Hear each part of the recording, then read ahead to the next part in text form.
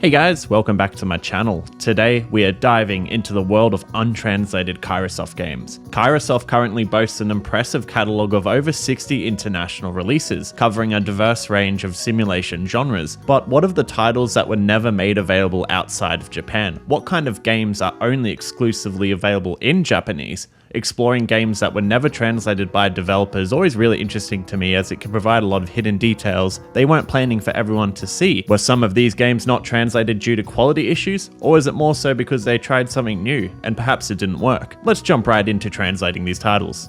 There are currently 29 Japan exclusive titles that have not been released outside of Japan. Across this video today, there will be 3 main sections: games that are likely just earlier versions of current release English games, bizarre Kairosoft games that aren't traditional, and brand new unique game ideas that have not been internationally released. When each of these games are revealed, I'll show a custom icon to symbolize the platform that it was originally released on. We have previously discussed Docomo previously on this channel, but SoftBank is something we haven't covered. Essentially, due to Japan's advanced early adoption of mobile phones, lots of mobile phone companies made their own unique devices, similar to iOS and Android, and were allowed to publish games on them. To start with, we'll quickly cover off the games that were very similar to international releases currently available before moving on to unique Japan exclusive games. Game Center Club.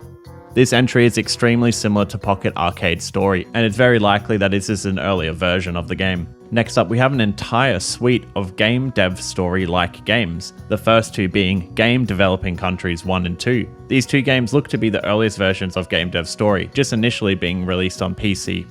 The most interesting aspect about these 2 games is that there is a sequel. When looking up information about the game, the only unique features I could find were holding developer meetings, releasing your own hardware, and releasing beta versions of games. I would really love to one day see a Game Dev Story too, and with this untranslated sequel, this tells us a lot that Kairosoft had plans to expand the game even more. Next up, we have Social Game Dev Story, which seems to be an extension of Game Developing Countries 2, which is an early version of Social Dev Story. And lastly, we have Pico Pico Game Expo, the last of the development-themed games. This title looks to focus on making a game company and also showing off your products during game expeditions. One unique thing I did find about this title in particular though is that there's more than one type of combination. Alongside the standard good combinations, there's also ingenious and delicate combinations, expanding the discoverability of combinations in this title significantly, which I thought was pretty cool. Racing in next is Epic Match GP, which seems to be an early iteration of Grand Prix Story on Docomo and SoftBank mobile titles. This one in particular seems to especially look the closest to its later improved release. This original Docomo and SoftBank title seems to be a real turning point in Kairosoft developing its signature pixel art style.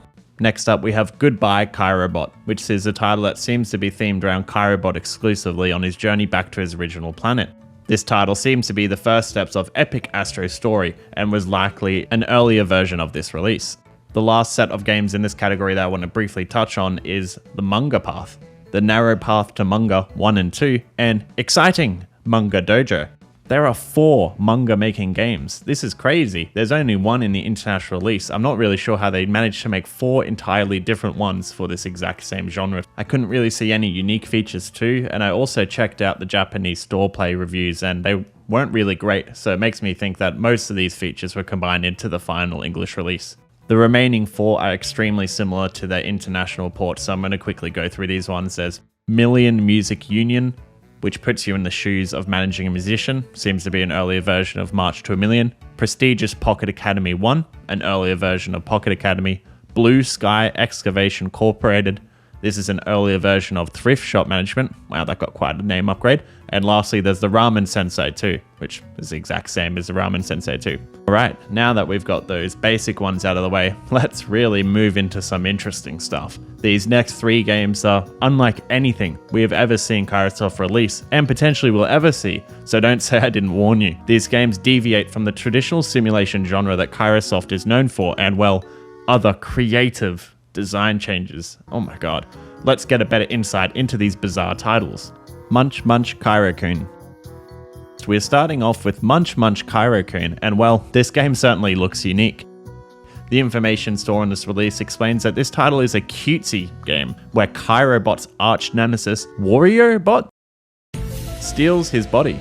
Wow, this game is actually low-key the most plot-heavy out of any Kairosoft game. Sorry Kairobot, it's a canon event for WarriorBot and your own development for your body to get stolen. This title has a completely different genre than the traditional simulation Kairosoft games. It almost seems to be a cross between Space Invaders and a puzzle game. You have to collect all the food on the screen while avoiding any of WarriorBot's bombs. Come on man, who is just dropping their bombs all over the place and forgetting about them? Who even does that? This guy is a real pain.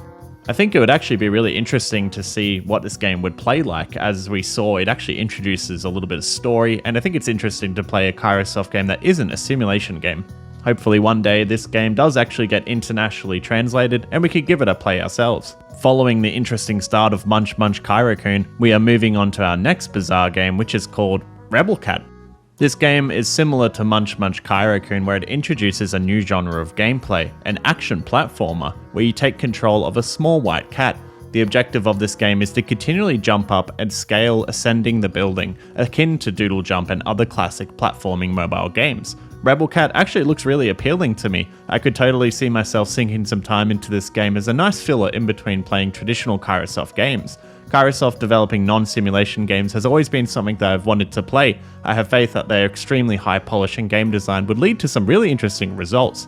Kairosoft have a very unique style and presentation, and I would be curious on how a different game genre like this one would play. Not to mention, I think this game does a better job of the cutesy game style than Munch Munch Kairosoftkun, without even really needing to try. Speaking of Kairosoft's iconic style, let's move into the last bizarre entry. The last entry we have in the bizarre segment is an innocently titled Friends Entertainment Building, and seems to be similar to the March to a Million gameplay wise. Let's just bring up an image of this game here and oh god, yep, this game's art style is terrifying. I'm not going to sugarcoat it. These friends are giving me nightmares tonight. What was the art direction here? This is really weird. It reminds me so much of those online Disney games, like, you know, the ones that are like, Disney Elsa needs to go to the dentist and get her cavities filled, and they're just absolutely awful with their massive oversized character heads. I imagine that this game is Kairosoft's attempt to redesign and upgrade their graphics to a newer and more modern style in order to appeal to new audiences. But in my opinion, they marched back a million steps doing this. I like to imagine that there is a cursed timeline where Kairosoft kept continuing making all of their future games from this release onwards with this style, and boy am I glad I don't live in that universe. Kairosoft's gorgeous art style has stood the test of time for good reason. They put care and detail into pixel art unlike any other developers, being able to produce expressive emotions and animations on tiny character figures. Please, never change this, Kairosoft. Imagine if Kairosoft was tasked with creating a new Pokemon game in the style of Gen 3. I couldn't imagine an artist that could make better pixel art. Well, that was certainly something. I think it's fair to say we covered the reason why these last 3 games never got translated, but I do think it would be interesting playing the first 2 games to see what it would be like for a Kairosoft game style on a different genre. But please, God no, no Friends Entertainment Building. I'm not accepting that friend request and you are permanently blocked. Let's jump right into the final and most exciting section and unravel the mysteries of the last 6 untranslated games that we yet to discuss, as these are unique and do not have a current English release. First up we have Zaibatsu Towns and its sequel. It fills me with joy to see that there are more town management sims. Edo Towns was one of Kairosoft's first titles and is an all-round solid title with an exceptionally great historic setting and Japanese cultural references. While Edo Town focused on the Edo Japanese era, it looks like these 2 games are set in the era prior to World War II, 1939 and prior, with Zaibatsu referring to a business conglomerate that had a significant influence and size controlling significant parts of the Japanese economy between the Meiji period to 1939. An example of a Zaibatsu company is Mitsubishi. Hopefully one day Kairosoft considers internationally porting this game and its sequel, as their town management simulators are always a blast to play through. It also offers a unique time period in the Meiji area, which currently isn't covered in their current library. Next up we have Secondhand Bookstore and its sequel, Secondhand Bookstore 2.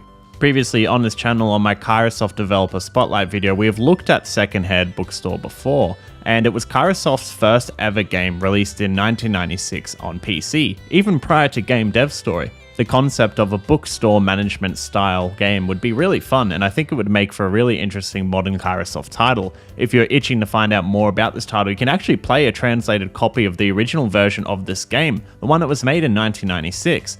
This makes it the only game in today's video that is actually playable in English, as it was fan translated a couple years ago by a dedicated fan, and is an awesome restoration of a historic Kairosoft relic. There was also a third bookstore story game, and this was literally just called Bookstore Story. It seems that the main differences between used bookstore story and bookstore story aren't very major, and is very similar in gameplay. They're most likely just a variation of each other. The next entry rolling in today's video is Card Change Ranch, Kairosoft's premier card game. The game itself looks very limited, as is one of Kairosoft's first ever mobile games, and it looks like a simple card game, but this idea could easily be expanded into a modern Kairosoft release. A casino management simulation would be a fantastic idea. I love the concept of this game, and I think it could work really well as a modern Kairosoft title, allowing you to customize the layout and floor of the casino itself, and then also buy and purchase new machines that you can give to your Patreons. I think the theme of it is really cool too. It could almost have a neon or magic theme to it, and it would work really well. Slotting into the next spot in today's video is Game Shop Story 1 and 2. These games pit you as a manager of a game store, aiming to sell new and upcoming games to customers. When a brand new title releases, there's an influx of people coming in to get their hands on the latest game. I think it is ironic that this game never saw a modern release, much alike to the very stores itself that it is based on. They crumbled and were doomed to become a relic of the past due to mass adoption of online games and purchasing digital game copies. Leave me alone!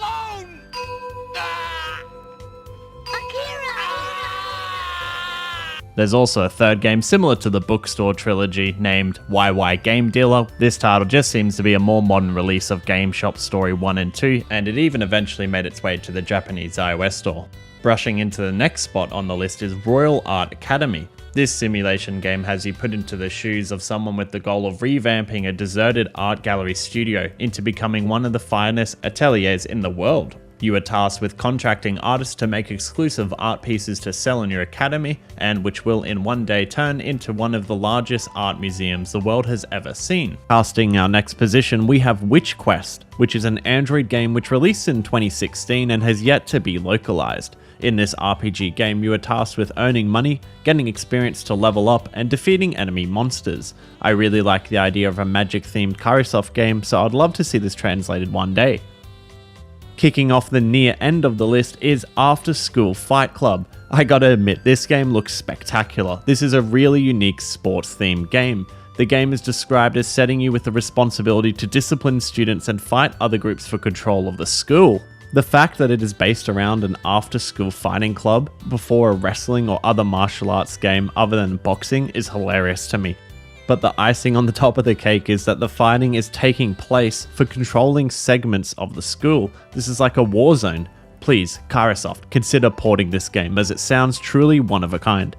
Sailing into the final position of today's video is Departure HMS Container, a Japanese exclusive port managing game. This title is based around starting off as a small port with no dock, requiring you to produce goods to sell to your country. As you progress through the game, you'll be able to significantly expand the port by placing shops and newer buildings, allowing you to attract a larger amount of customers. This game is a really good idea, and with the recent success of Jumbo Airport Story, this game is an absolutely must-have for a remake or modern port. One of my subscribers actually commented saying that this is the title that they want to see the most, so shout out to you.